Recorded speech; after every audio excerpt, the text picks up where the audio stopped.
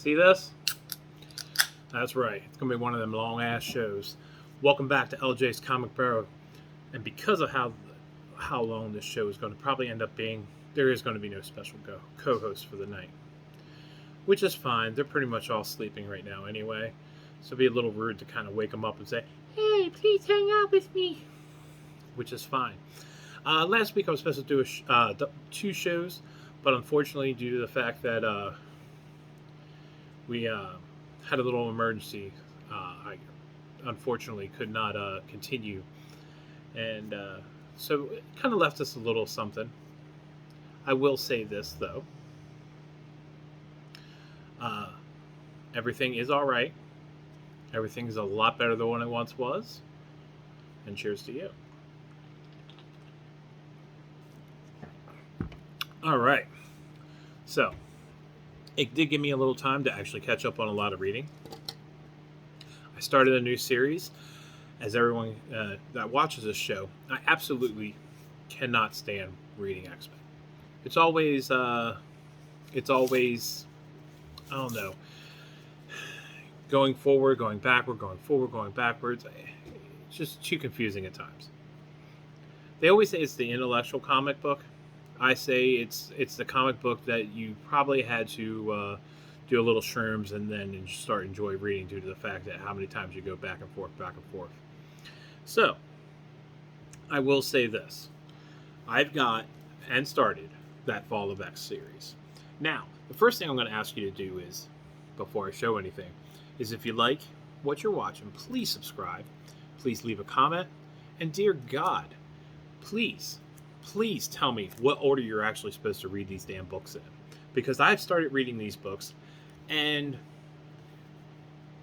without leaving any spoilers, it keeps each story begins with X weeks later. There's only one book here so far that I've started reading that I read that was the day after, which was Children of the Vault. So, please leave a comment. Please let me know how I'm supposed to read these books. This way I can continue reading the books the way I'm supposed to, instead of, trying to figure it out. Now, before I really start showing, the last name Duggan is the guy who's writing X-Men, and he's got mixed reviews. I will say this: there is one guy that literally rides his ass so much, you think he was the one sitting there using him as a hand puppet to tell him what he should be saying and doing. The guy completely tears him apart each week. I've read every one of his reviews only because, one, they're so fucking funny. I mean, the hilarious ways he comes up with saying how bad this guy writes is he puts so much time into it, so much effort. I highly doubt he even writes another review for any other comics. But for this, I can't find any flaws so far. But I would change a few things. But it's not my story, so I hope you enjoy it also. Let's do the Fall of X, number 25, or I should say X-Men number 25. Fantastic book. I absolutely enjoyed it from beginning to end. Would I have put it the first book after everything went down? No, I really wouldn't, because it starts off with that X weeks later. Well, okay, I can understand X weeks later, but why wouldn't you put the day after book right after? That's the only thing I would actually have to say. Duggan, I am going to give you an A+ for this, because the storyline is definitely between the 50,000 fucking books that you actually have to incorporate into this. One step at a time, one day at a time, and if you sit there and you coordinate it perfectly, you're going to have one hell of a story so far. So, I am definitely giving that a huge A+. Astonishing X-Men follow-up along with the Fall of X, finding out what actually happened to Iceman. I'm going to say it. It explains it perfectly. Did I like the illustration? not as much. I actually thought it was more of a childish illustration, but the story itself is written perfectly. So X-Men number 1, I give it a B. I don't know why I'm sitting here grading them like this, but whatever. Immortal X-Men number 14. This I probably would have put number 2. This explains everything that's going on with the professor at the time after the fall. So they did a hell of a job. I wouldn't complain about this story at all. Would I focus a little bit more on what's going on with Professor X in it? Yeah, but honestly, another home run. So far, Duggan has surrounded himself with really great writers to be able to tell so far a continuous perfect story. Now, this is the only one I actually would have changed up a little bit. I would have put as supposedly number 2 in the list right after the beginning part of that story. It's Children of the Vault number 1. I absolutely do love how they brought out and explained what has happened and what's going on with the Children of the Vault. The person I'm supposed to be talking to about this, and I considered bringing onto the show, and it still might actually happen. He absolutely is starting to believe that the Children of the Vault are good guys. My opinion, not so much. But either way, Children of the Vault, another perfectly written story.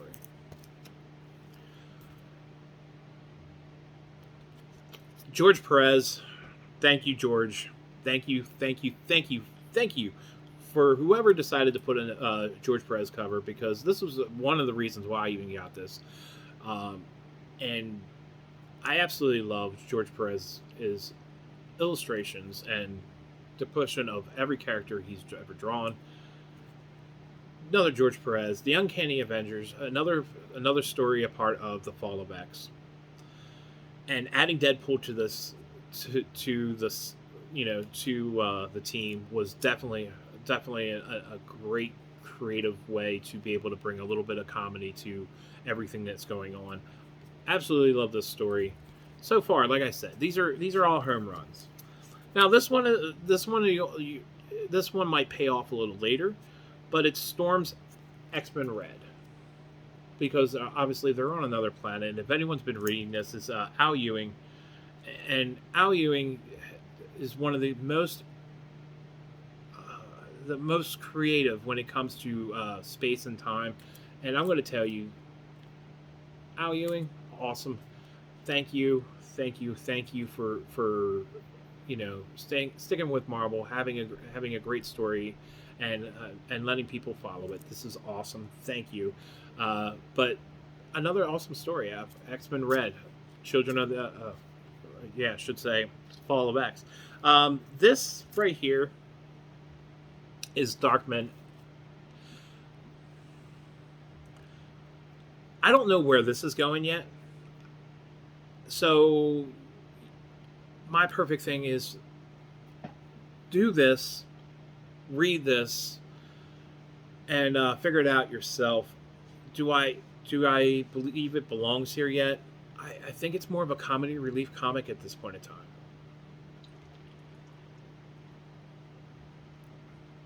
So that's all I'm going to say about that. Is it amusing? Yeah. It was worth the, what was it, $3, $4 that I paid for it. So yeah, it's definitely amusing. How long it should continue a part of the storyline? But let's see where it goes. But Darkman X number 1. All right. This one got me a little upset how it started, because my thoughts on the way Alpha Flight should be and should think, and reading Alpha Flight for years, I absolutely was a little angered how they first started this, but the ending and the way things changed up, perfect. Alpha Flight number 1, Fall of X. I love where they're going with this. I hope to see more Fall of X. Alpha Flight. Unfortunately, I think it's either a 4 or 5 part series, and then they're cutting it dry. I would love to see them bring them back. Puck is my favorite. So, but that is your Fall of X. I mean, and what I'm going to say to you right now is, if anybody, please, anybody, and yes, there are little websites where you can go to, because that's how I figured out how to. I should start reading it, but it still doesn't follow along on timelines. So my thing is, you please leave a comment. Please let me know how you think you should be reading this storyline. What you think of the storyline. Would you waste any money going on further? I know there's a lot of mixed reviews, like I said, about Duggan, but I'm going to say he definitely surrounded himself with a great team and a great cast of writers to be able to do this with. So, which leads me to the Guardians of the Galaxy. Now, there's really nothing much more to say. Now, do I wish that the illustration was a little bit better? Yes, I do. I believe Rocket, Groot, and all them, the characters are drawn a little cartoonish, and I do like cartoon comics, but a little bit too much for me. It takes me out of the realism of me escaping and puts me back in, I think, more of a 10 to 12 age, 10 to 12 age. But I absolutely do love the writing of this, and it really does help it move along, and a great flow. So this is Guardians of the Galaxy number 5. Definitely pick it up. If you're not on this series, I would say definitely give it a chance. Perfect. Wow, here I go. Gunslinger number 23. Todd McFarlane. Everyone knows I'm a huge Todd McFarlane fan. If anybody's watching that What's Up app or whatever app that's going on, he's sitting there doing those charities, and he's sitting there selling a lot of his personal stuff. Go check him out on that What Up app and pick up Gunslinger, because this is awesome. All right. Yes, he's not doing the artwork. I wish he would throw an art cover in from time to time just to change it up from Booth, or maybe a B cover or C cover or something like that. But perfect story so far. I absolutely love it. It's pretty much a gunslinger clown story, thrown in a couple of little extra characters mixed in, but it is awesome. I think you should definitely pick it up. Gunslinger number 23. It's a little hard to keep moving along. Now this one will make me sad. Chip Zdarsky's last issue, Daredevil number 14. And I know he's moving over to Batman, or he's working on Batman, so I get to enjoy him in a different kind of way of his writings. But God, since Frank Miller, there hasn't been, I think, a great Daredevil writer. He surrounded himself with a perfect art team.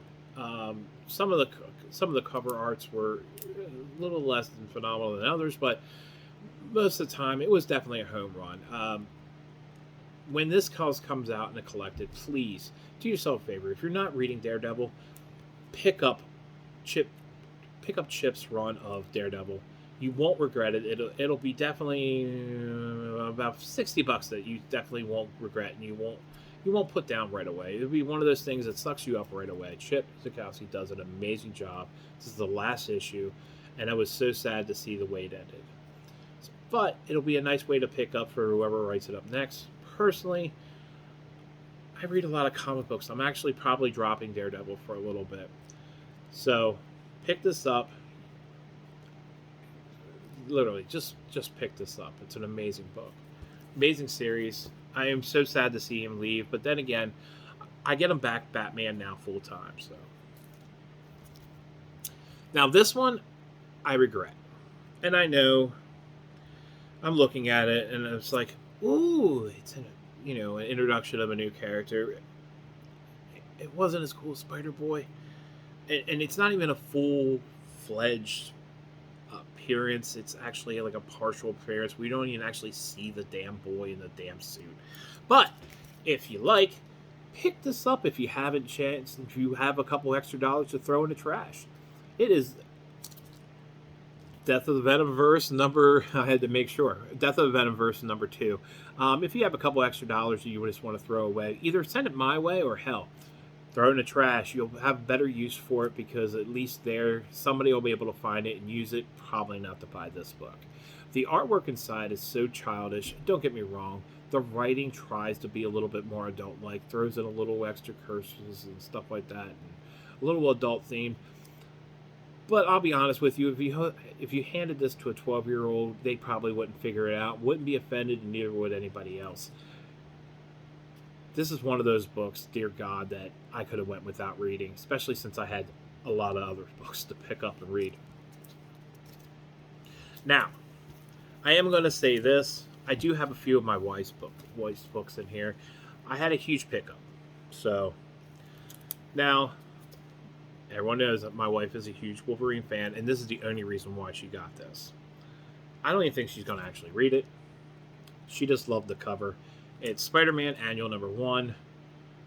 It's that Contest of Chaos story going on, and no, I did not read it.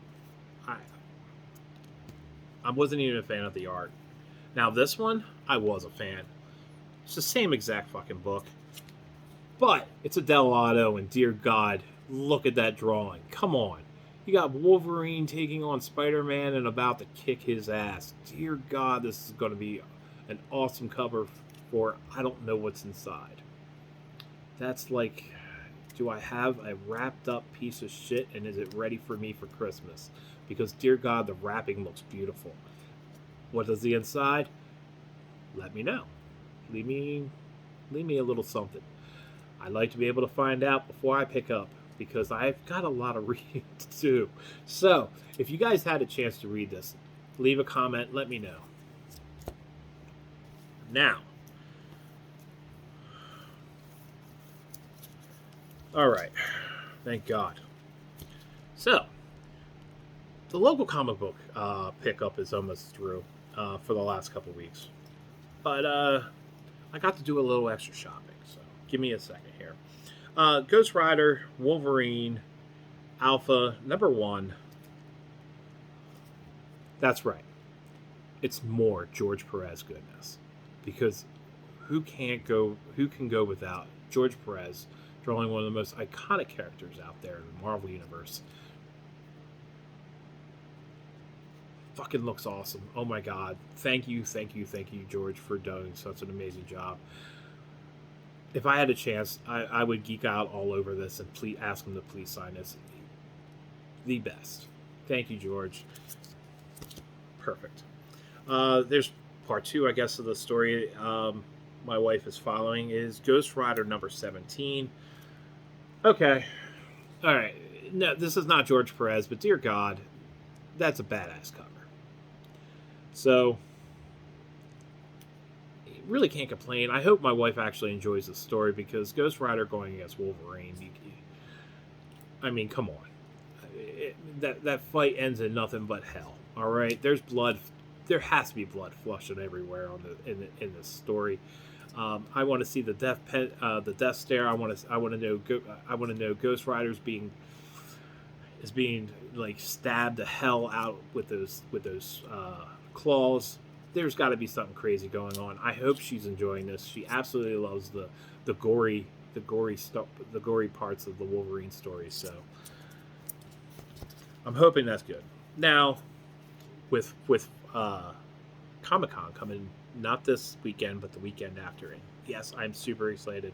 I am picking up an amazing book. I'm hoping to get signed. I don't want to mention it yet because I don't want to jinx myself, but cheers to me and I hope it actually happens. So, my wife is a huge fan of Trish Forrester. So, that being said, I made sure when I ordered this book, because she's a huge Disney fan, just like myself, I picked up Trish Forrester's cover of Hades. Cute little storyline, I guess. This is issue number 1, so I think I got every cover Trish Forrester's, just in case she wanted to have something extra cool for her to sign. So, maybe we'll see this graded one day. All right. This is the last one of the actual local comic book day pickup. And like I said, I did a little extra shopping, so this story's just going to be a little bit bigger. All right, so my wife does follow Miles Morales Spider-Man, and they're right now doing a little John Romita, and they're not doing the full covers, but they are doing a little ode to John Romita, and this is Miles Morales Spider-Man number 9. As you can tell, Spider-Man No More right there. That red cover, that iconic red cover. Well-known John Romita cover. We've lost another great one, and I do love the ode that they actually do to John Romita.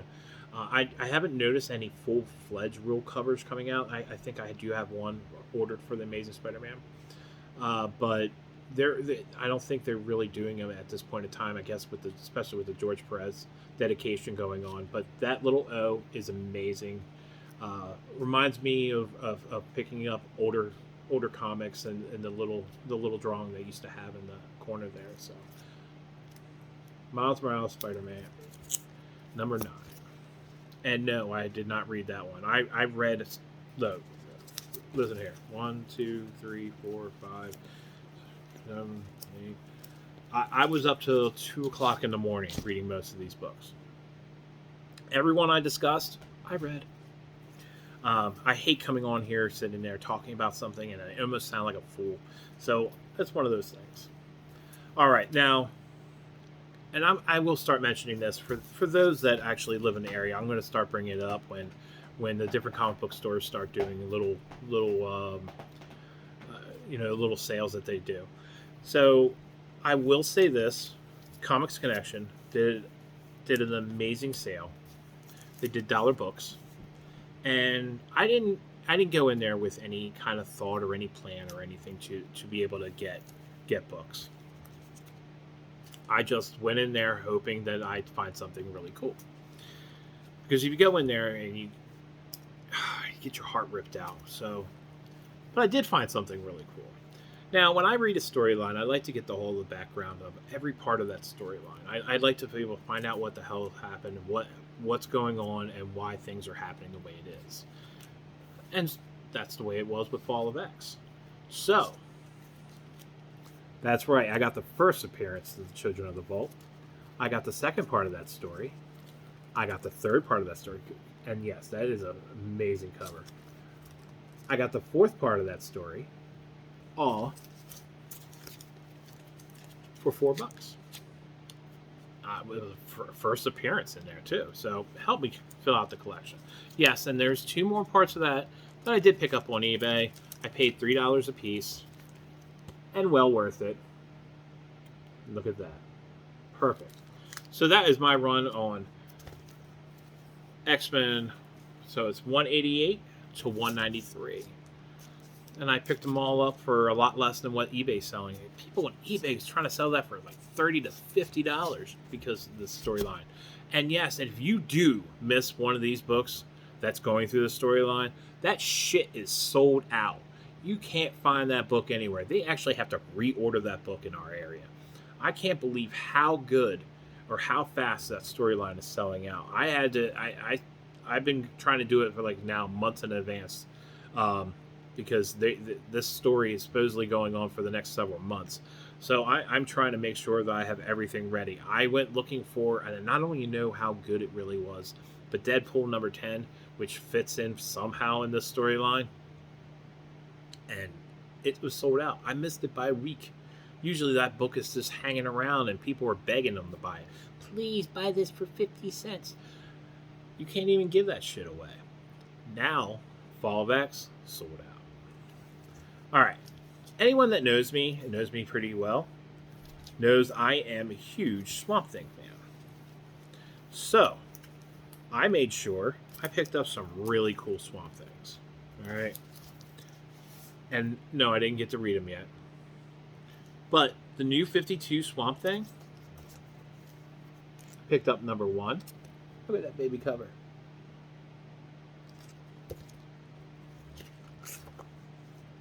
I picked up number 2.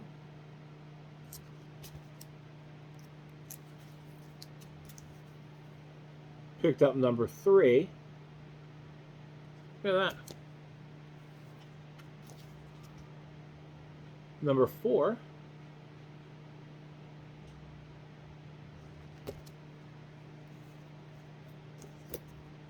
Number 5. And yes, they are all in great shape. All of them came bagged and board already. So I just transferred them over. I looked at the pages. These are all in beautiful fucking shape. Well worth the dollar I spent a piece. And then I also picked up New 52 Swamp Thing 23.1. There was no reason for me to get this except for the cool cover. Yeah. Oh, yeah. Awesome cover. Come on. If you just saw that looking at you and you can get it for $1, you know you would have picked that shit right on up. All right, I also got Saga of the Swamp Thing, number 23. Volume 2 there, Swamp Thing. Awesome. Awesome cover. Look at that.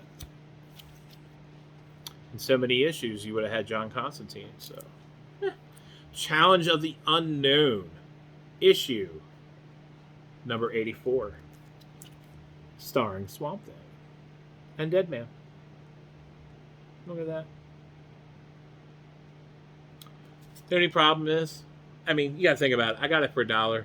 Somebody wrote $9.28 on it. Who draws on their damn comics? Who writes on their damn comics? There's no reason to write on their comics.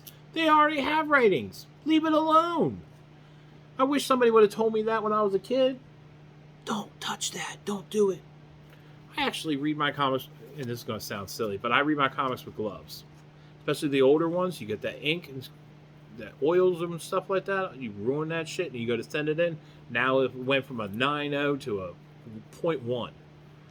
All right. I was missing only one book of this storyline.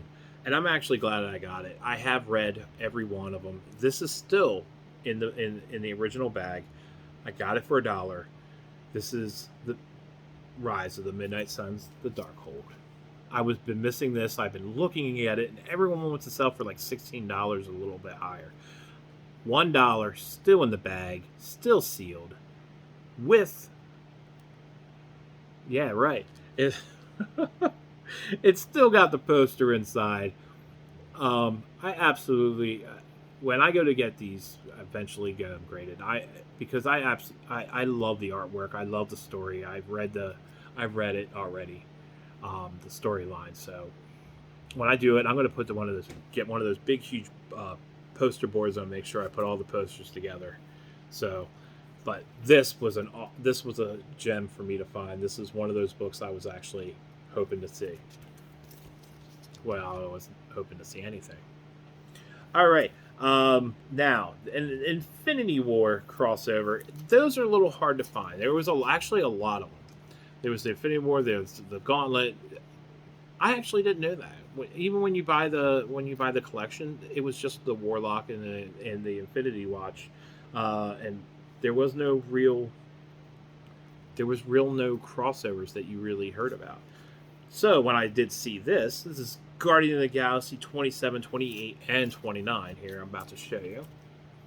To know that they actually had a pretty cool crossover with the original team of Guardians of the Galaxy. And no, not Rocket and Groot and all those. This is the original team. So, that's number 27. Like Dr. Octopus, Captain America's in this one. Look at that. Number 28. And number 29. Which is really cool to be able to finally add it to that storyline. All right. Now, this is the last little bit we got for $1 a piece. So, this is part of the Dark Phoenix saga. It's classic X-Men, number 35. And I think I'm still missing one. You're going to see how many actually still a part of this. It's number 35. Number 36. which is beautiful, beautiful artwork. Yeah, I absolutely love this book. So, I mean, I should say love the cover. I'm hoping. I don't know what's inside. I did not read it. This is more of my wife's thing. I'm hoping it's from the original story from Uncanny X-Men, but whoever drew this, phenomenal, phenomenal job. This is number 37. Look at that.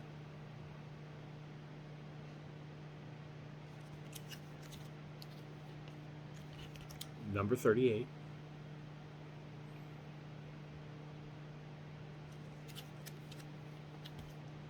Number 39.